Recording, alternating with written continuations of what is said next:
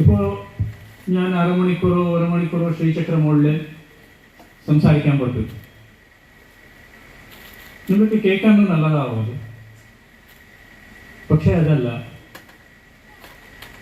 നിങ്ങൾ ദിനനിത്യ ഈ ശ്രീചക്ര പൂജ ചെയ്യുമല്ലോ, അപ്പോൾ നിങ്ങൾക്കാവുന്ന അനുഭവം, ആ ഒരു ഫീലിംഗ്, ആ അനുഭവം അത് വേറെ ലെവലാണ്. അത് ഒരാൾക്കാവുന്ന അനുഭവം വേറെ ആൾക്കാവില്ല. അങ്ങനെയും ഉണ്ട്. ഈ ശ്രീചക്ര ന ഭൂതോ ന ഭവിഷ്യതി എന്ന് പറയും.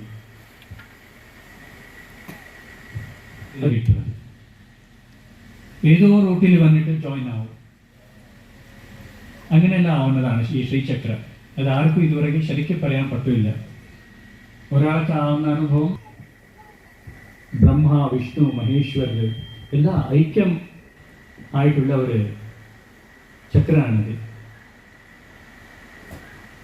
എല്ലാവർക്കും അമ്മ മൂകാംബികെ അനുഗ്രഹിക്കട്ടെ.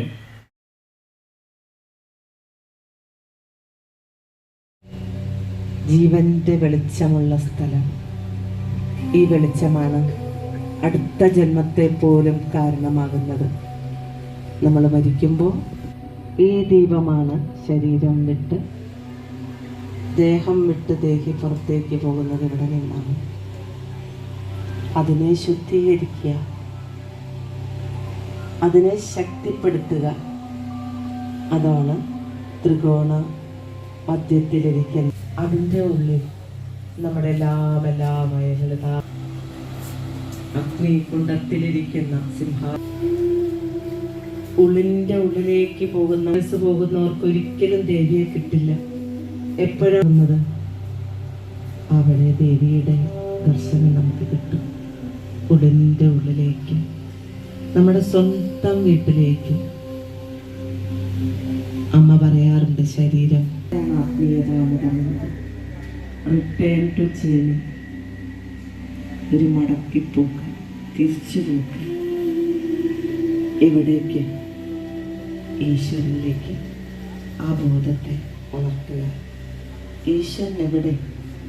നമ്മുടെ ഉള്ളിൽ. വേറൊന്നുമല്ല.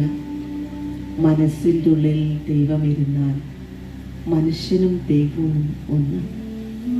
നമ്മൾ തന്നെയാണ്. നമ്മളതാണ്. നമ്മുടെ ഉള്ളിലാണ് ദേവി ചൈതന്യം. ചിതഗ്നികുണ്ഡ സംഭൂതിയായി, ശ്രീമത്സിംഹാസനേശ്വരിയായി, ശ്രീമാത്രേ, എല്ലാ മാതാക്കൾക്കും മാതാവായി, സത്യപ്രസാദിന് പെട്ടെന്ന് പ്രസാദിക്കുന്നവളായി ദേവി ഇരിക്കുന്നു. ദേവിയുടെ രൂപം ഒന്ന് ചിന്തിക്കുക. ശിരസിൽ വെച്ചിരിക്കുന്ന നെറ്റിയിലെ കുങ്കുമപ്പൊട്ട് എത്ര സുന്ദരിയാണമ്മ, ത്രിപുര സുന്ദരി.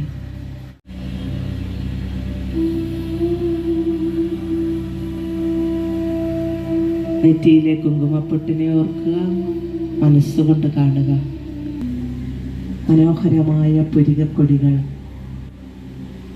കാരുണ്യത്തോടുകൂടി നോക്കുന്ന കണ്ണുകൾ,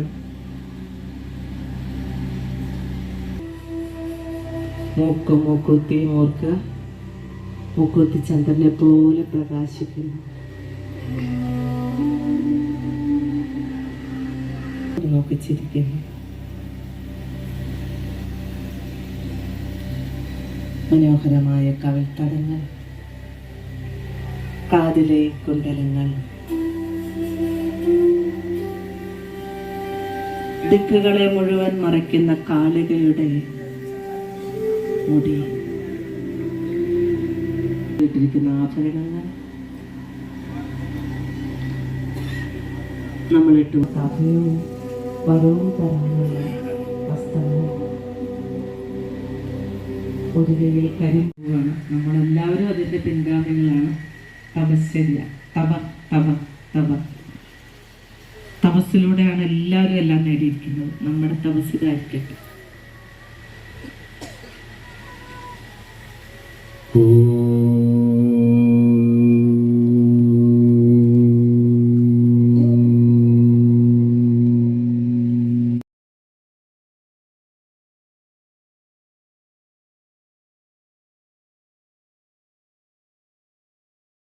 ജീവിത സർവസ്വമായ മാതാ അമൃതാനന്ദമയി ദേവിയുടെ പാദപത്മങ്ങളെ പ്രണമിച്ചുകൊണ്ടും വേദിയിലും സദസ്സിലും ഇരിക്കുന്ന എല്ലാ സജ്ജനങ്ങൾക്കും എൻ്റെ സാദര നമസ്കാരം.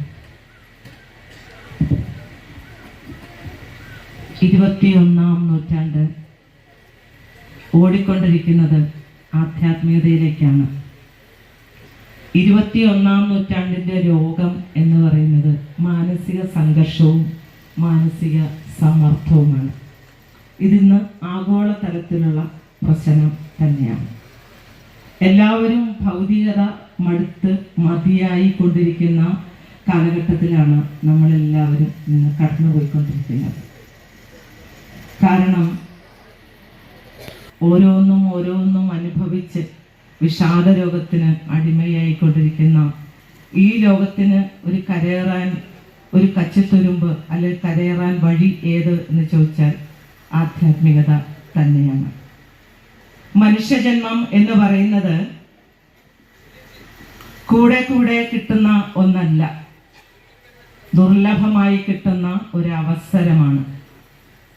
ഈ അവസരത്തിൽ തന്നെ സമ്പൂർണത കൈവരിക്കുവാൻ നമുക്ക് ഓരോരുത്തർക്കും സാധിക്കണം.